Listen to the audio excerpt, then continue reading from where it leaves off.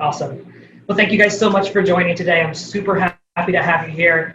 My name is Oliver Shortall. I'm the National Artistic Manager for Kenra Professional. I'm coming to you guys from West Hollywood today. So it's nice and warm and sunny out here. So I hope you guys are having amazing weather as well. First off, I just want to start out with a big thank you to Willie. Thank you for bringing Kenra Professional on for this amazing event, this amazing two-day event that touches hairdressers, that touches students, and it's just really an amazing opportunity to provide our industry with such an amazing virtual experience. Maybe while you're not able to be back in the salon, maybe you are in the salon, maybe you're not able to be back at school, whatever the case may be. Thank you so much for joining on a Sunday afternoon or evening, all depending on where you are, of course. Also, a huge shout out to Pivot Point. They provided doll heads for us, which Pivot Point has always been my favorite. So thank you guys so much for providing this. I can't wait to jump into this and really share with you guys 2 days of color education. So if you didn't know, Kenra Professional does actually have color. We've been around for the color line. It's been around for about 9 years now. An amazing color line. So I wanted to share with you some quick and easy techniques that you can use either in school, that you can use behind the chair, to create some blonding effects for today. Tomorrow, I'm going to be sharing how to create a root smudge and color melt. So really transitioning this beautiful blonde look that you'll see tomorrow morning, once everything is processed, into something that's a little bit more fall friendly. So really focusing on those warm tones, those copper tones, and really transitioning your clients into that fall season. So I've already started. I've done half the head just to kind of give you an idea of what you're going to see today, just to make sure too that I don't lose you after about 35, 40 minutes, because I know that sometimes sitting in front of a computer, sitting in front of your phone, watching these type of things, sometimes we lose your attention. So I just wanted to show you first off what we're going to be doing today. So I'm working with about 20 foils for the entire head and about 15 to 18 painted pieces throughout.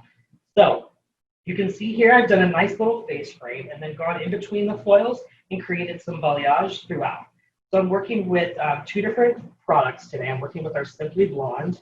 I'm working with our Simply Blonde Beyond Bond, which is our lightener that provides bonds inside and outside of the cuticle. And then I'm going to also be working with our Simply Blonde Blue Powder Lightener. I'm working with 2 different developers today. So in the foils, I'm working with 20 volume because, as we know, with foils, we have that, that encapsulated lift. So we may be able to get a little bit more lift. So that's why I'm working with our dual bond technology within our Simply Blonde Beyond Bond. And just so you guys know what that looks like, here that is. That's the one, right? The giveaway, that's in the giveaway, correct? It is, absolutely. It is. So so whoever gets the giveaway today will be getting this lightener along with the developer.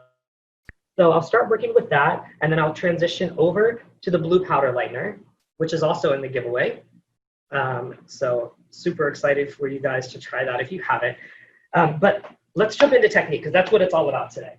So I'm going to be working simply with 2 different sections. I'm going to be working with the upper section, which is above the parietal ridge. And if you don't know where the parietal ridge is, it's where that head starts to curve. So if you were to place a comb here on the side of the head, it's where the comb would leave the head. So my sectioning is going to go from low recession through the parietal ridge and then back to the crown.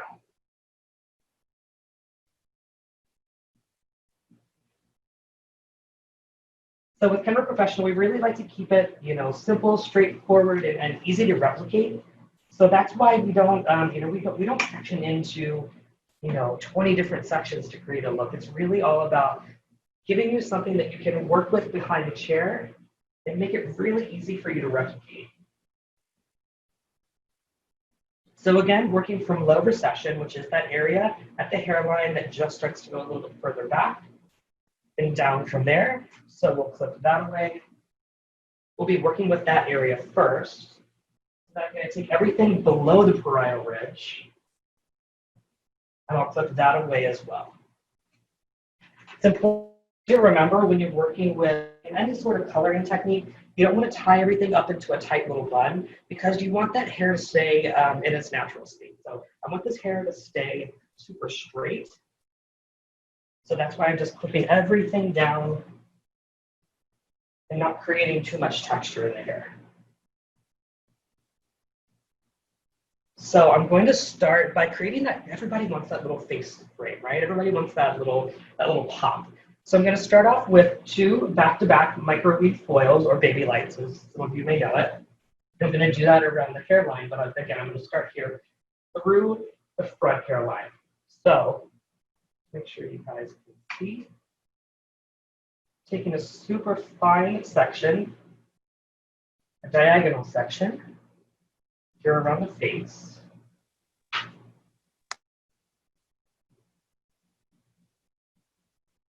And you want to make sure that this section is super thin. You really want to be able to see through it. It can sometimes be a little tricky on doll heads because they are a little thicker around the hairline. But Pivot Point does a really good job of stitching these down so that you actually can really work with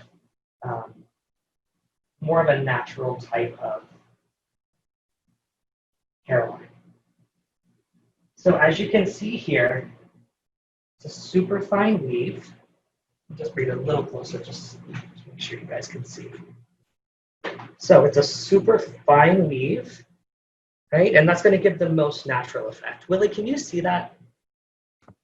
Yes. Yes. Okay. It looks great. Okay, awesome. Looks a little blurry in my camera, so I just wanted to make sure that everyone can see. So then I'll apply my foil, again, here right at the hairline. I'm working with a brand new brush, very clean. I want to really make sure that I'm saturating that product. So I start just a little bit away from the base of the foil and really make sure that I'm saturating all of that hair. And again, I'm working with my Simply Blonde Beyond Bond Lightener, which has the dual bond technology, just to make sure that this hair stays in really good condition.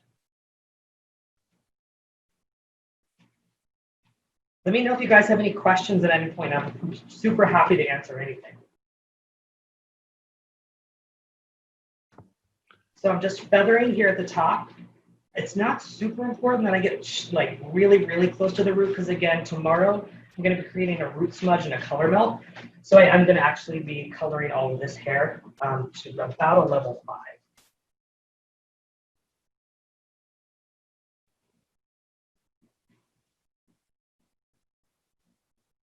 So once I finish with that foil, I'm going to do one more the same exact way just behind that. Again, working with a super fine section, I take my slice.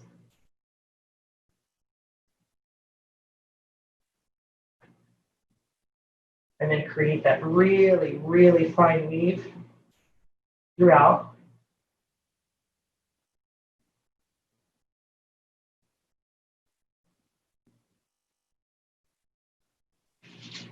Apply my foil. And then again, really make sure you're saturating that hair. If the hair doesn't have enough product on it, it's not going to get the lift that you're looking for. Oliver, what trends are you seeing this year when it comes to coloring and or styling? That's a great question, Willie. So trends, I feel like are almost a thing of the past, to be honest.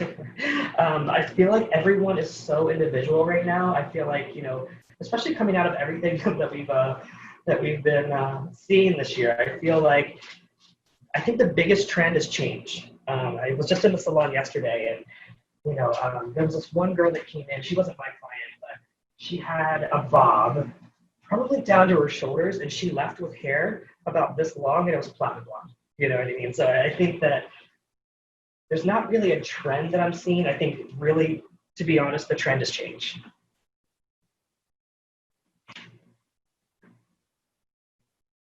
Which I love. I love creating, you know, something new. I get so bored of doing like the same old thing, you know? Those, you know, back-to-back fine weave highlights all the time with the long layer trim and the big voluminous blowout. You know, I think it's great that we're actually seeing, you know, clients are embracing something different and they're really looking to their stylist for advice. And it's not so much of, you know, this celebrity had this look, so this is what I want. It's really more about like, this is my face shape, this is my lifestyle, this is what I like to do. So create a look for me. All right, so I'm working with a larger section now. You can see it's about 2 inches wide. I'm going to be balayaging everything in between. But again, I'm going to take that fine weave highlight back to the parietal ridge.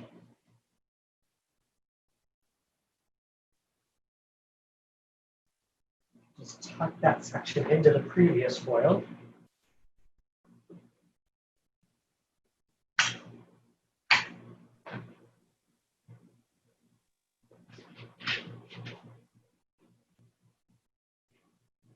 And actually, Lily, going back to that question, I think that I think that lived-in looks are still a trend. I mean, especially out here in California, like lived-in has been a trend for a while.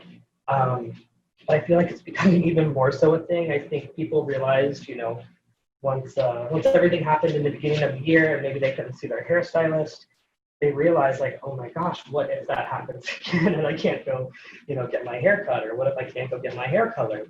So I think people are looking for services that will last them a little bit longer. So I think it's important to learn these type of techniques because I'm not doing a fine weave back-to-back highlight. It's going to grow in a little bit easier, and doing the balayage in between, that always grows in really easy. And I think you hit the nail on the head. I have clients who, for some time, maybe they've colored and they're pretty much all gray. And I've had multiple conversations of going natural. And it was like this presented that opportunity for change. Like, I think that's perfect, right? So it's so true, Willie.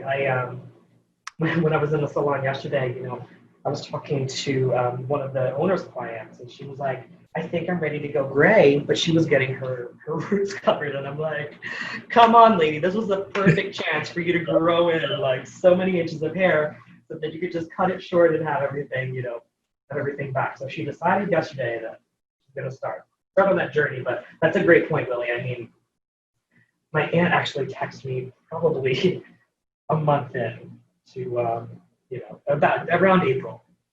And she was like, what product can I get to remove this color from my hair? And I'm like, oh God, here we go. Clients are starting to ask what they can do at home. But yeah, that's a great point. It is a trend to really grow in that natural gray. But the thing to remember, especially, for you students out there, is just because a client is deciding to no longer color their hair, right? There's still opportunities for color, because gray hair doesn't always stay that like beautiful silver color or that gray color. A lot of times it goes yellow. So one huge opportunity is to work with, some demi-permanents to tone that hair and to really enhance that silver and to enhance that gray. So just because a client wants to exit the scene of color, that doesn't mean that there's nothing that you can do for them. I think, haircuts are great, but color is a huge service in the salon, and that's a huge moneymaker for us. So just because they're not covering their grays anymore, we still need to make sure that we're offering them an option and really taking care of them. that's a great point.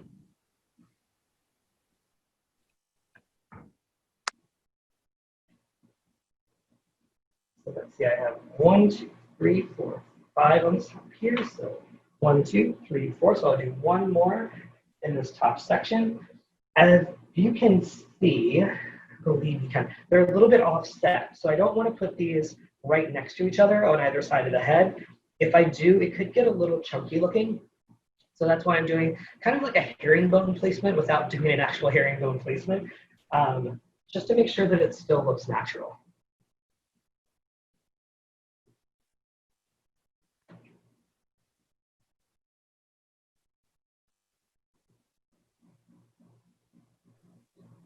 How many my brain, I apologize. How many weaves are you getting in there, just approximately? Because I know it's a fairly large section. So I just counted.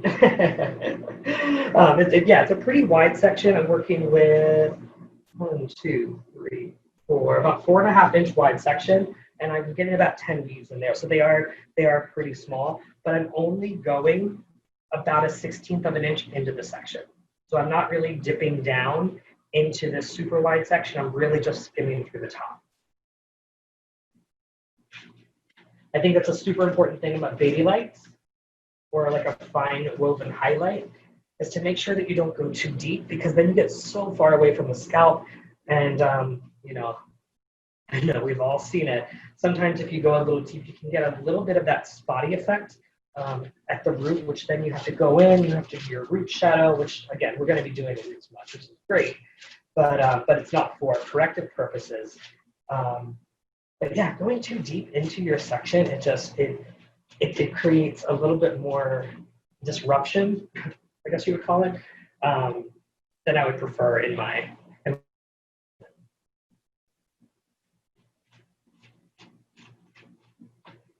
It's also important to remember to really keep these foils clean.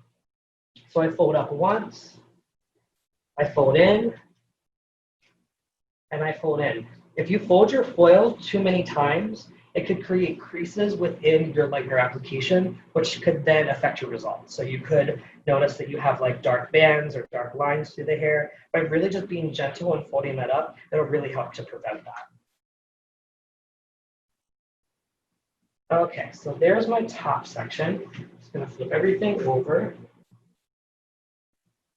and clip that away so that I can move on to my lower section. Notice that I'm not really like pulling this hair, you know, hard out of the way, or pulling the foils really hard out of the way. If I did that, there's a chance for slipping and that type of thing.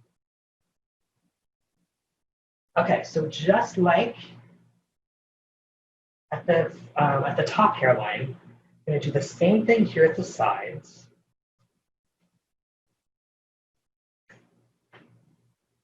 So again, a finely woven highlight.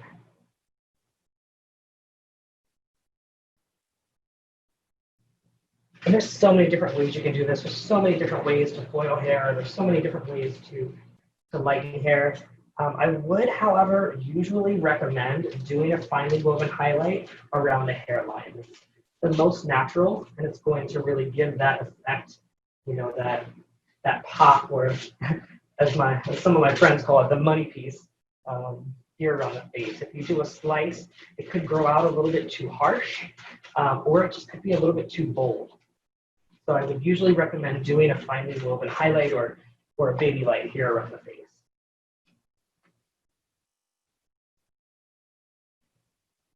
Guys, feel free to ask any questions you have. I'm more than happy to answer anything about foiling, about product choice, anything like that.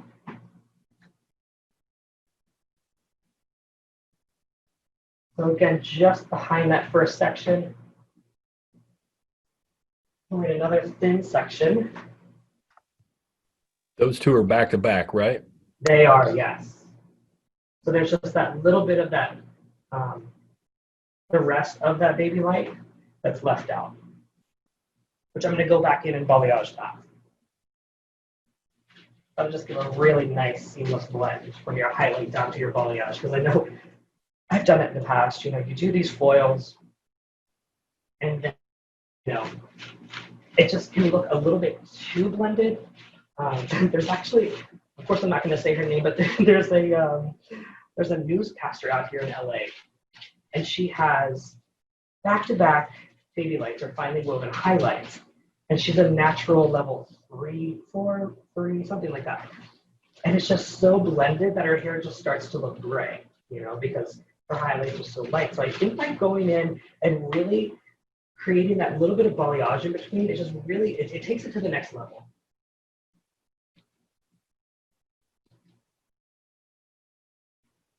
Is there a reason you start with the top section first and then go to the back? That's a great question. So generally, I want around the face and through the top of the head to be the brightest pop. So I want that product to sit on a little bit longer. So that's why generally I'll start at the hairline, or I'll start through the top of the head. Really, if I was doing, you know, 30 foils to the top of the head, I would do the entire hairline first. But because I only had, you know, what was it, 1, 2, 3 foils going through the top, it's not a huge amount of time, so I can do the entire top, come back, and then do the bottom. Wherever you apply those foils first, that's what's going to get the most lift. I mean, and do you find it true for you? I know my guests, I mean, they tend to want to be lightest around the face where they can see it, right? It's so true, Willie. I mean, pretty much everyone wants to really see that pop around the face. I mean, because could you imagine having like brightness back here and then like the darker highlights around the face? It could be a little odd, you know. Just that's not how nature intended. And I think that, you know, that's what people really want. Is they just want it to look natural, you know, when it comes to this type of look. I do love how some trends are like coming back into play though, like some of the bolder highlights that like, I mean, maybe not this combination of colors, but that like that Kelly Clarkson in the 90s type of look, you know, that chunky bold highlight. I think it's fun. Takes me back to like beauty school, you know? Well, and I think it's important that stuff like that shows I may not like it as a stylist, or I may not like something as a barber or artist or whatever we're going to call ourselves, right? But it's not about me. The more I know, the more I'm capable of doing, the better I can build my book. It's so true. It's so true. Yeah, I was just having this conversation with someone about like face shape.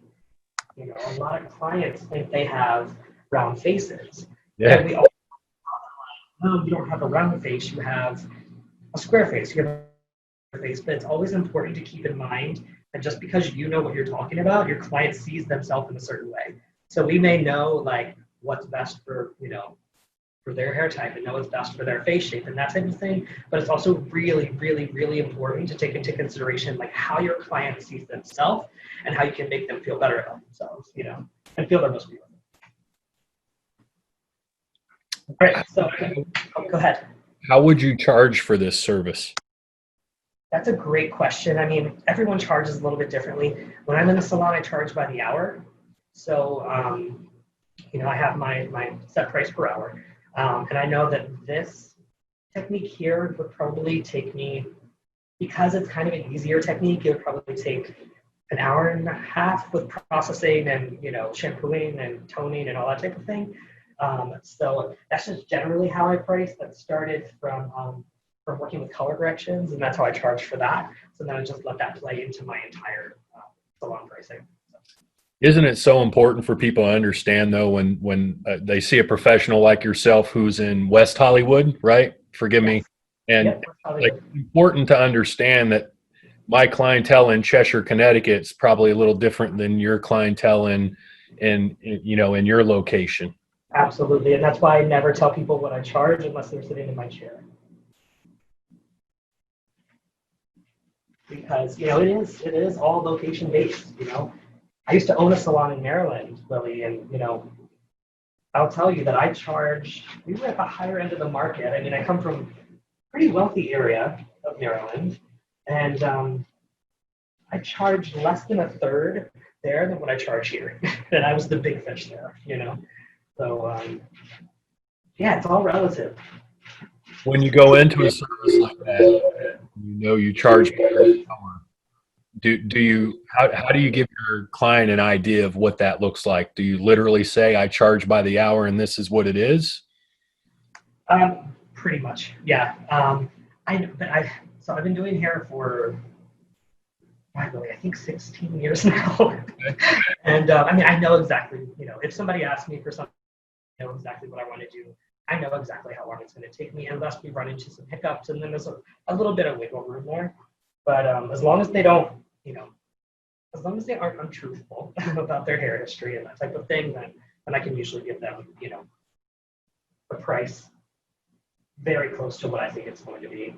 And of course, like if I run 15 minutes over, like I'm not going to necessarily charge them for that 15 minutes, but if it's a difference between 2 and 3 hours, then I pretty much know that's going to happen.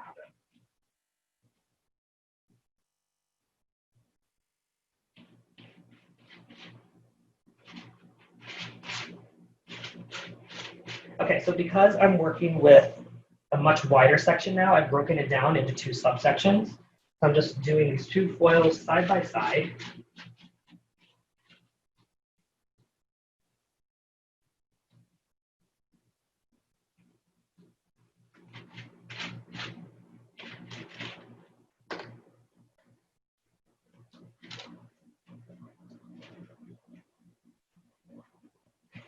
So again, I've only got 1, 2, 3, 4, 5, maybe 6 foils on the bottom. And again, this is just to create those bright pops. So it's not just balayage. You get that, you get to bring some of that blonde a little higher.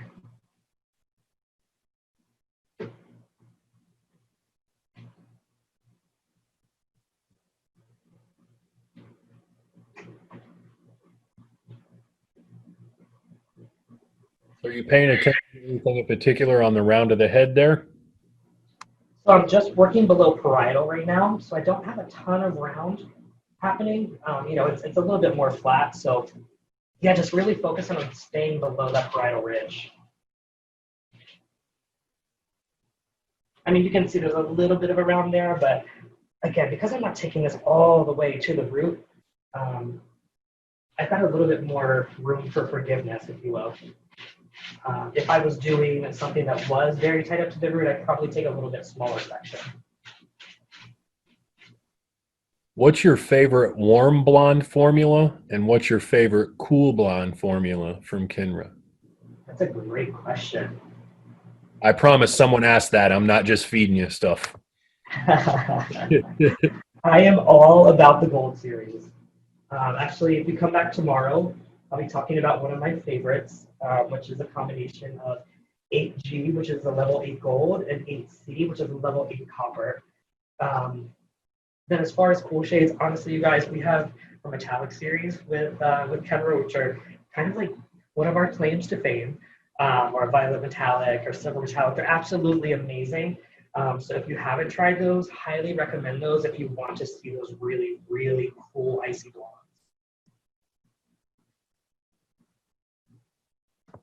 Okay, so now that I've finished all my foils, that's it. How long has that been? Not very long at all. 30, not even 30 minutes to, to get that side of the foils in. I was talking the entire time. Usually I'd have the entire of the, all of the foils done throughout the entire head in that amount of time, but with teaching, you know how that goes.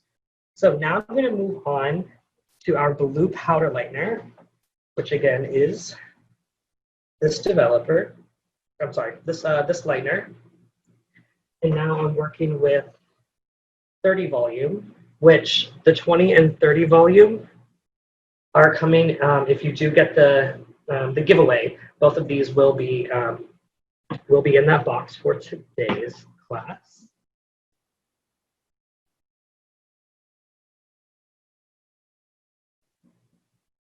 So whenever you're working with color, lightener, anything like that, if you are mixing with a brush, I would always recommend to have a clean brush close by, because I do not want to balayage with this, right? This is just to get that developer mixed into the powder or get my color all mixed, and then I can go wash that. It's very important to stay clean, specifically with balayage. Why'd you change lightning? Why did I change lightners? That's a great question. The blue powder lightener has a little bit more punch to it. So I love Beyond Bond, Simply Blonde Beyond Bond in foils, because it is a slight bit slower, because it does keep the hair in really good condition. Blue powder lightener keeps the hair in great condition as well, but it's a little bit faster. So by working with something a little bit slower in the foils, by working with something a little bit faster outside of the foils, I can get a little bit more of an even lift. Great planning. Is that clay based? Great question. It is not clay based. No, clay lightener as well, which is great. I love it. But I love blue powder lightener just because, again, it has a little bit more punch to it, and it also has that that blue tone. Yeah, so blues helping control the yellows, correct? Exactly. So you're toning and lightening at the same time. Not a ton of toning necessarily, but it does have that little bit of control. Okay, so again, working with my clean brush, I'll get some product. Now I'm working directly here on the hairline, and I'm working through my lower section first, so then I don't disrupt that when I go and work in my upper section. So I'm literally just going in and painting the surface of that hair. I can work a little bit around the section, but then just really tipping that out. And by tipping out, that means to lighten the ends. And we'll let it go, let it do its thing. So then I'll just work back the same direction that I just applied the foils.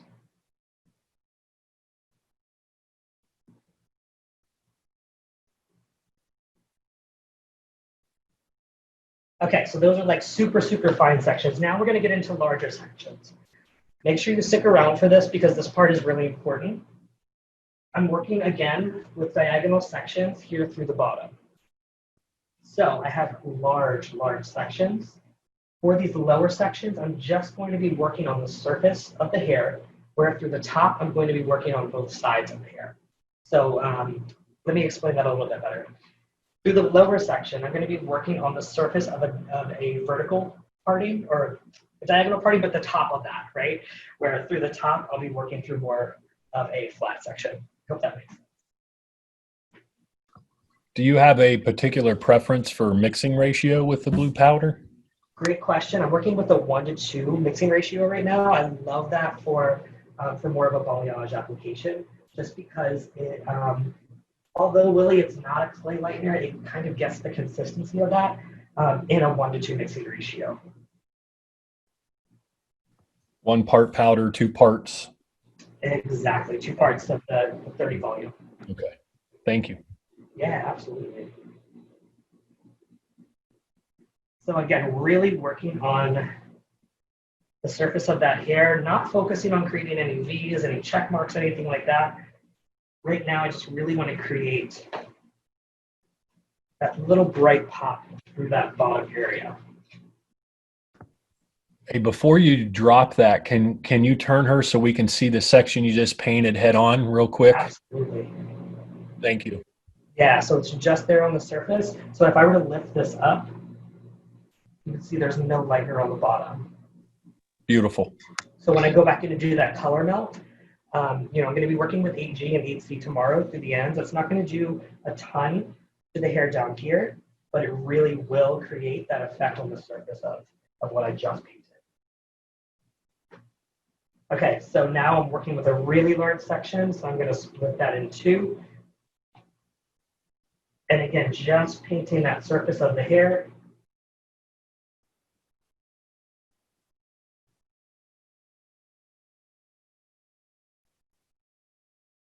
Tip it out just a little bit on the ends. I don't want it to be too crazy. Always important to keep a towel close by when you are tipping out, because sometimes you're going to need to use your hands.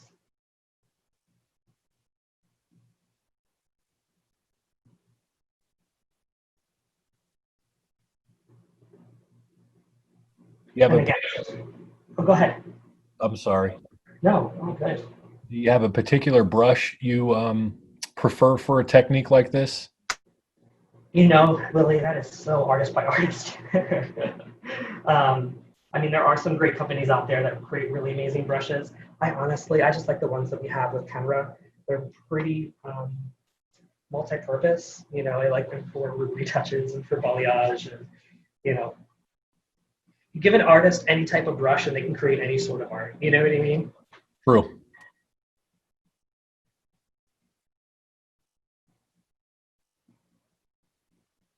All right, so then working again here in the back. So I'm working with that diagonal section. Again, just painting on that edge of the hair. So guys, as you can see, this is a really quick and easy technique that really does create a big impact. When you come back tomorrow, you'll really get to see the results. And tomorrow I will be back at 10 a.m. Pacific Standard, which is 10, 11, 12, 1 p.m. Eastern Time. And that's when I'll be creating the copper root smudge along with the color melts. All right, so here I am at this last little triangle in the back section. So now I do have a little bit more of a flat, so I can do a bit more of a traditional balayage because I'm not working on a true diagonal. So I'm working with 2 points here on the side, if you can see that. So one here, and then one here, working in a V. And again, just tipping that out a bit. If you find that you don't have enough saturation, it's always good to go back in and make sure you have enough. But whenever you're doing balayage, and listen up, students, if you haven't done balayage before. I know that's like a huge service, and I know that maybe not all schools, are teaching that right now. But there's a fine line between not enough product and way too much product. If you don't have enough product, you don't get lift. If you have way too much product, it starts to press through the hair because you're going to tend to put more pressure on it, and that's what you can get. That's when you can get that little that calico effect. You know what I mean? It's like that bruising effect on the inside of the hair.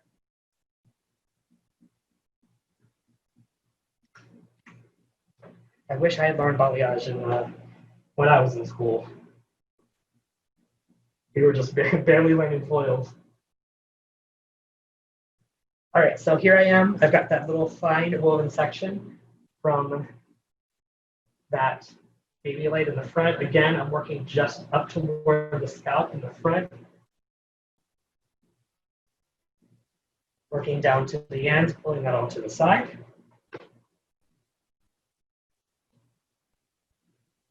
And after this next section, that's when it'll switch up just a tiny bit. So make sure you stay tuned. Don't log off yet.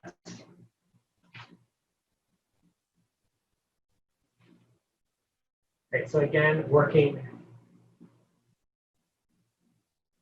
from high to low.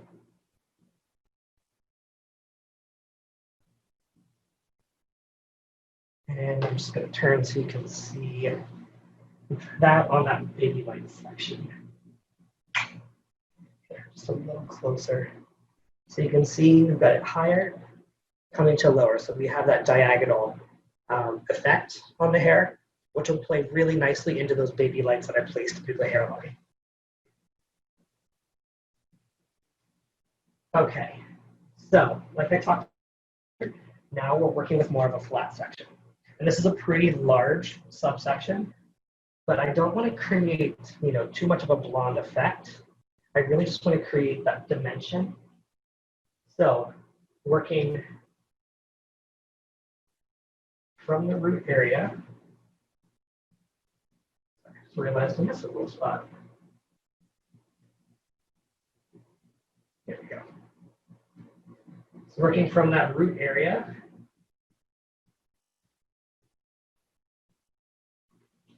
Then we'll paint from the back. So again, this time we're painting on the flat, not on that top of the section.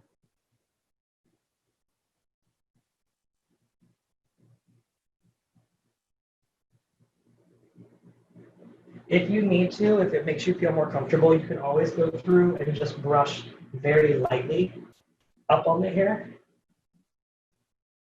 And that'll just make sure that everything's super blended. Just make sure you don't do it too much. If you do, you will take away product, which means that you won't get the lift.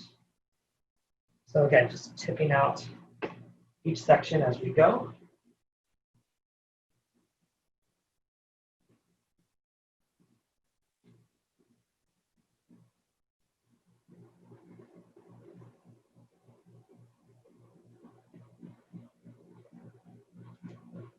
I'm going to do the same thing here on this section.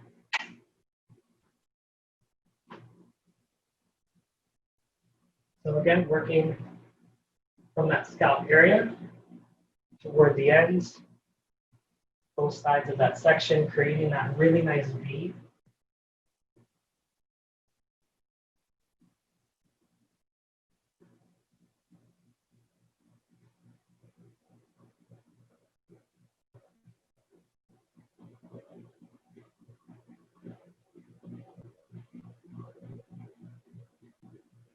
So again, you guys, this is super quick. It's not meant to be a super long service.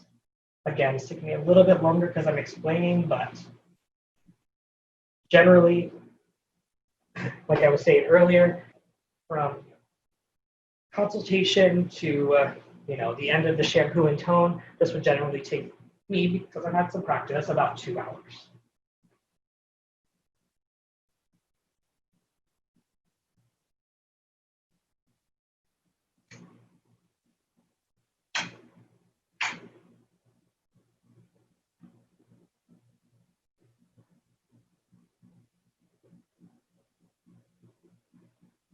So again, just the same exact thing I was doing before, working on that flat of the section.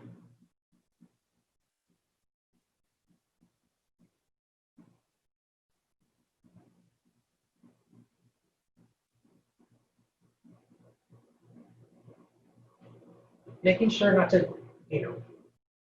create that tip out or that, creating more blonde on the ends too high. If you do that, it can get a little weird, a little splotchy. See that there's a piece you don't like. Take that away. And here I am, the last section.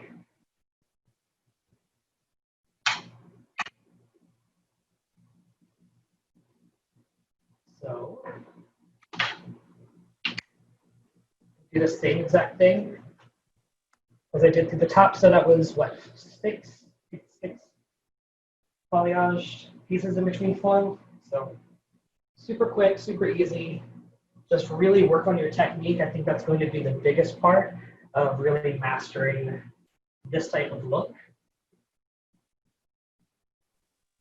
What's your advice for people who are still beginners, or whatever word we might use for balayage, as far as practice techniques you can do to make sure your saturation is good, things of that nature, what to look for maybe in certain things to tell if it's undersaturated or over? Absolutely. So some things you want to look for saturation is you don't want to see too much hair, but you also don't want to see too much product. So just really finding that good balance. And honestly, Willie, I think I learned balayage by kind of like watching and trying to replicate. So I think that, get yourself some wefts, get yourself a doll head, and just start practicing, honestly, because, I think a lot of the best artists are the best because they have failed at something. I think that's one reason that I feel like I'm pretty good at what I do is because I've failed a lot. I've taken that chance and put into practice and that type of thing. So just try it. You know what I mean? Just don't be afraid of it and see what works for you. Some people, as far as saturation goes, some people like a ton of saturation and it works for them. Maybe with the product they're working with or their application type. There's so many things, so many different elements that come into balayage. As far as pressure, product choice, developer choice, the size of your hand, the size of your section. There's so many different things that come into play that it really is going to be individual for you. So. And we'll see the results of this tomorrow before you do before you do tomorrow's color application, right? Yes, exactly. I'm going to process. Look, here I go now. Yeah, my bad. I'm going to process this tonight, and I'll blow dry it and get it all ready for you guys tomorrow, so that you can see the end results of this. So yeah. So Amanda, you'll have to tune in tomorrow to see the results. Exactly. All right. So here is the finished application. Again, all together probably an hour, maybe 45 minutes to an hour to do the whole thing. But it's clean, it's nice. You'll see tomorrow that she's not going to be platinum blonde by any means, but you will see a lot of dimension and a lot of that softness that clients are really looking for. So here's her face. If you are working with a client, you may need to do a little double fold, but. To answer that question, Sarah, Oliver will be on tomorrow at 1 o'clock Eastern, 1 p.m. Eastern, 10 a.m. Pacific. Yes, and I'm super excited for it to share with you guys some beautiful copper tones, some really warm, rich fall tones, even though we don't really have fall out here in West Hollywood. I'm hoping that some of you may be having some fall weather where you are. And we have a couple people who are bummed out because they can't make tomorrow's. It's not a big deal. We're recording every single one of these classes, and these classes will be on our YouTube channel and on our website. So anything you miss tomorrow, no worries. We'll have it up within probably 3 or 4 days. Awesome. Cool. Well, are there any more questions that I can answer for you guys before we log off today? There's that one piece right in the middle hanging over her nose. Is there a reason you left that out? Or is it a different? It didn't really fall into anything, so. There it is. Yeah. So if it doesn't want to, I'm not going to force hair to do anything it doesn't want to do. So, that could just be, a little added dimension. Perfect. There's going to be a lot of dark hair left underneath of all of this hair as well. Again, I'm not forcing anything. Well, wonderful as always, Oliver. You're getting so much praise, but I really don't want to tell you how much because I don't want it to go to your head. So that's a great way to spend a Sunday. Well, in closing, thank you for joining us. We've had an amazing first day of education. Thank you to everybody who tuned in. We'll start tomorrow at 12 p.m. Eastern. Again, we'll be kicking the day off, and we'll run through our last class at approximately 7:15 tomorrow night. Awesome. Thank you so much, everyone, for joining me tonight with Kenra Professional and learning all about some color. Willie, thank you so much for having me, and I look forward to tomorrow with working with some root smudges and color melts. Nice. One last thing. What's your Instagram handle? My Instagram handle is my name. So it's Oliver, OLIVER, _ Shortall, SHORTALL. So just short and tall, combine the 2 T's. Perfect. I appreciate it, Oliver. Thank you so much. I'll see you tomorrow. All right. Thank you, Willie. Bye, everybody. Have a good night. Bye-bye. Bye.